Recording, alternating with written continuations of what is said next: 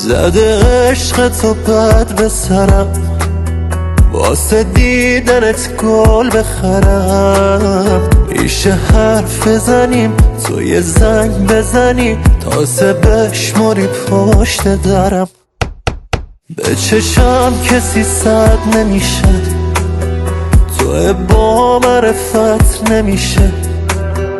منو خوب بلدی وقتی دل میبری، هیچکی انگاش کوچیکت نمیشه.